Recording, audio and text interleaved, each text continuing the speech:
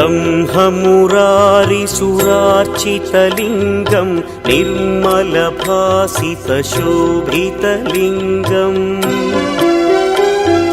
जन्मजदुःखविनाशकलिङ्गं तत्प्रणमामि सदा शिवलिङ्गम्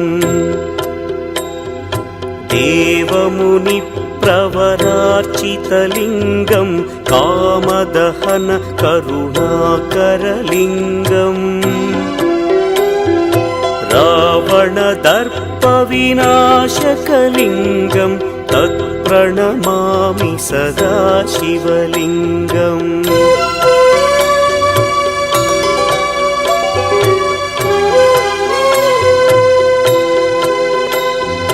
सर्वसुगन्धसुलेपितलिङ्गं बुद्धिविवर्धनकारणलिङ्गं सिद्धसुरासुरवन्दितलिङ्गं तत्प्रणमामि सदा शिवलिङ्गं कनकमहामणिभूषितलिङ्गं मणिपतिवेष्टितशोभितलिङ्गम्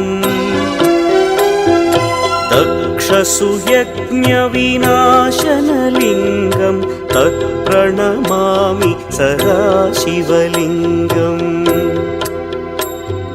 कुङ्कुमचन्दनलेपितलिङ्गं पङ्कजहार सुशोभितलिङ्गम्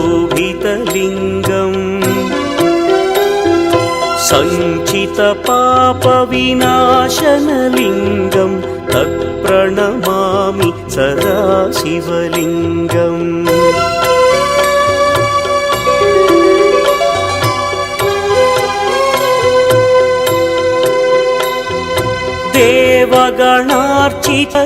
देवगणार्चितसेवितलिङ्गं भावैर्भक्तिभिरेव च लिङ्गं दिनकरकोटिप्रभाकरलिङ्गं तत्प्रणमामि सदा शिवलिङ्गम् अष्टदलोपरिवेष्टितलिङ्गं सर्वसमुद्भवकारणलिङ्गम् अष्टदरिद्र्यविनाशनलिङ्गं तत्प्रणमामि सदा शिवलिङ्गम् सुरगुरुसुरवरपूजितलिङ्गं सुरवनपुष्पसदार्चितलिङ्गम् परमपदं परमात्मकलिङ्गं